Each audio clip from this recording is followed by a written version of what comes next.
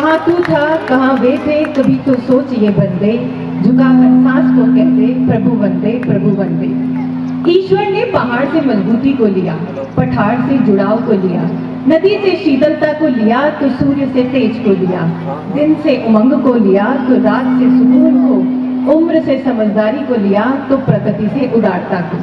इन सब को मिलाकर उसने एक कृति बनाई जिसे आप और मैं आज नारी कहते हैं।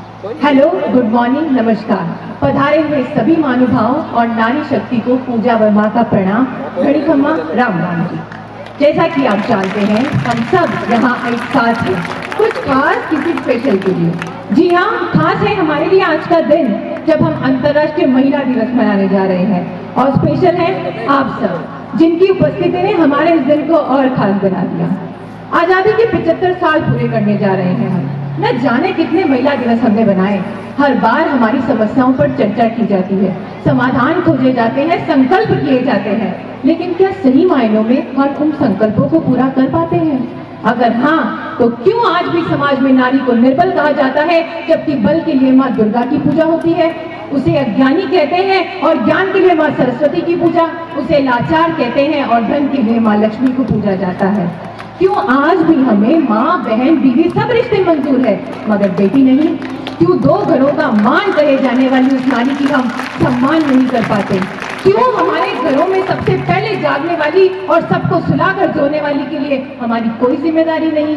वो खाना बना सकती है, आपके बच्चे पाल सकती है, आपके मकान को घर बना सकती है, लेकिन अपने अधिकारों की बात नहीं कर सकती। अरे सच तो ये है कि बेटियां न जन्म से पहले सुरक्षित है न जन्म के बाद। जन्म से पहले गर्भ में मार दी जाती है और जन्म के बाद तो ना 2 वर्ष की बेटी सुरक्षित है और ना 60 साल की वृद्धा। अरे दिल और दिमाग को चोटने लगता है जब समाचार पत्रों में ये पढ़ते हैं कि 2 साल की बच्ची के साथ रेप हुआ, 14 साल की बच्ची के साथ दुष्कर्म किया गया, इतनी नारियों को दहेज के लिए मार दिया और इतनों की भ्रूण हत्याएं कर दी गई। अगर आंकड़ों की माने तो हर साल 8000 महिलाओं को हमारे देश में दहेज के लिए मार दिया जाता है। हर साल 4.5 लाख भ्रूण हत्याएं अभी भी हमारे देश में होती है और हर रोज 10 महिलाएं रेप का शिकार होती है। अरे दिल दर्द से भर जाता है और ये माथा शर्म से झुक जाता है। ये कैसी विडंबना है जिसके अंदर एक सृजन चक्र चलता है, जो 9 महीने एक भ्रूण को अपने रक्त से सींचती है, एक जीव को आधार देती है, आज उसी का अस्तित्व खतरे में है। ये कैसी विडंबना है जिसने इस सृष्टि को रचा, उस शक्ति को आज सशक्तिकरण की आवश्यकता आन पड़ी है। क्या यही समाज देना चाहते हैं अपने आने वाली पीढ़ियों को? क्या यही सब विरासत में देंगे अपनी बेटियों और बहनों को हम? अरे शर्म आनी चाहिए ऐसे समाज को, शर्म आनी चाहिए ऐसे समाज को जिसने उसके होने पर कोई का जश्न नहीं मनाया। शर्म आनी चाहिए उस पिता को जिसने उसके होने पर एक दिया कम जलाया। शर्म आनी चाहिए उन रस्मों को, उन काजों को, उन बेड़ियों को, उन दरवाजों को जिसने उसके अस्तित्व को सिर्फ अंधेरों से जोड़ा। शर्म आनी चाहिए उन गीतों को, उन शब्दों को जिसने उसे शरीर से ज्यादा और कुछ नहीं समझा। शर्म आनी चाहिए हर एक उस ख्याल को जिसने काटे थे उसके पंख। शर्म आनी चाहिए हर एक उस विचार को जिसने उसे आसमान छूने से रोका था।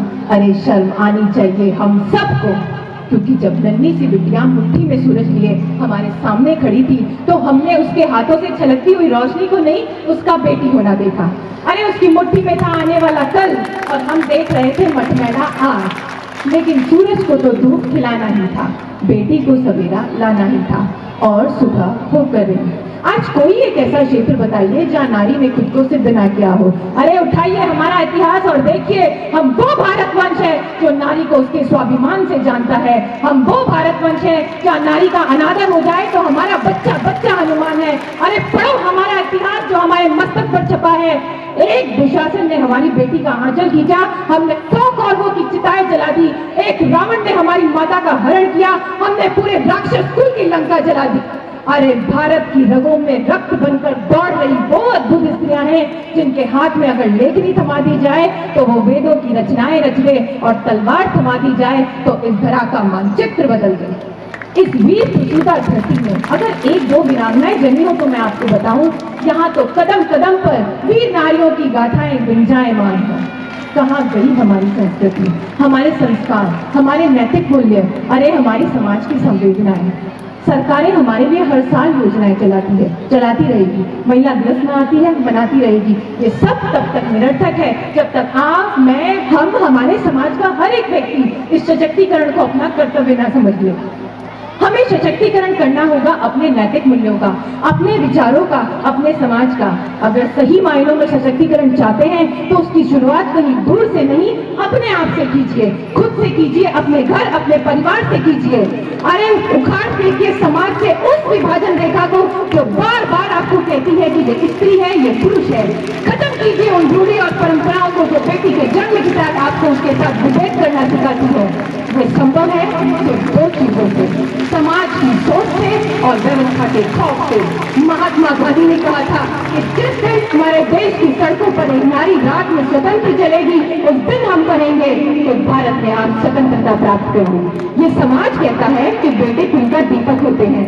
अरे रोशनी बेटियां भी कुछ कम नहीं करती। आप उन्हें उड़ने का मौका तो दीजिए, मत कहिए देवी मगर सम्मान कीजिए। कुछ और दे न दे मगर शिक्षा दीजिए, उनको उनके हिस्से का आसमान दीजिए। अरे गर्व से कहिए हम बेटी के पिता हैं। अगर भाग्य से लड़की होती है तो सौभाग्य से बेटियां होती है। अपनी बेटियों को ऐसा सुरक्षित समाज दीजिए कि हर बेटी ईश्वर से एक ही कामना करे, अगले जन्म भी मोहे बिटिया ही कीजिए।